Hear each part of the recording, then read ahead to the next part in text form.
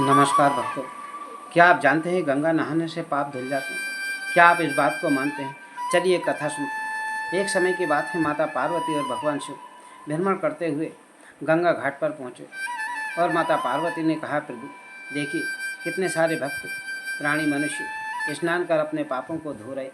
भगवान शिव कहते हैं, नहीं, यह विश्वास के साथ कोई स्नान नहीं कर रहा, सब यह दिखावा कर रहे। माता पार्वती भगवान शिव से कहती हैं, स्वामी आपने क्या देखा? सभी के अभी वस्त्र सूखे भी नहीं और आप मना कर रहे हैं। माता पार्वती से भगवान शिव कहते हैं, इसका उत्तर मैं तुम्हें कल दूंगा। भगवान शिव और माता पार्वती गंगा किनारे दूसरे दिन आए।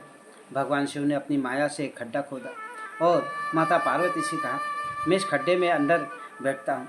जब भी कोई भी गंगा स्नान कर कर आता है और उससे कहना, मेरे स्वामी खड्डे में गिर गए हैं और उन्हें निकाल दीजिए। लेकिन शर्त एक है, वही व्यक्ति और वही भक्त निकाले जिसके सारे पाप गंगा में धुल गए हों, अन्यथा इनको छूते ही वह भस्म हो जाएगा।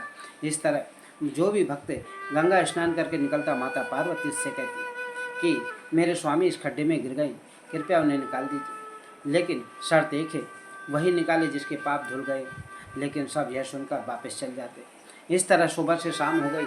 सुबह से शाम होने के पश्चात माता पार्वती भगवान शिव को देख मुस्कुराती और विचार करती कि मेरे प्रभु स्वामी सत्य कह रहे थे। जितने भी व्यक्ति मनुष्य प्राणी भक्त स्नान करते हैं, लेकिन श्रद्धा के साथ कोई स्नान करता। इसी तरह सुबह से शाम हो गई। फिर शाम के समय एक भक्त स्नान कर जा रहा था। माता पार्वती ने आवाज़ दी, पुत्र आओ, मेरे स्वामी इस खड्डे में गिर गए हैं, इन्हें निकाल दीजिए। लेकिन शर्त मेरी एक ही है कि जो भी व्यक्ति ने अपने पाप गंगा में धो दिए हों वही निकाले, अन्यथा भस्म हो जाएगा। उस भक्त को पूरा विश्वास था कि मैंने गंगा में नहाया और मेरे सारे पाप धुल गए हैं।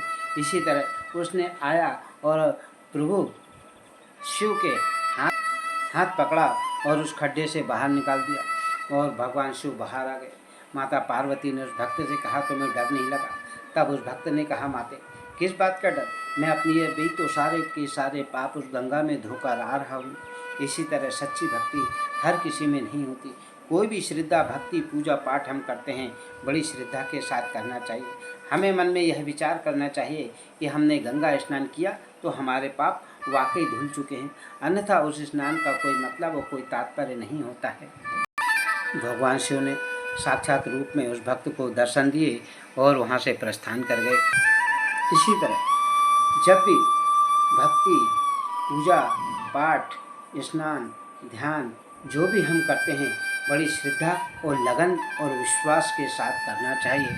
ओम नमः शिवाय दोस्तों।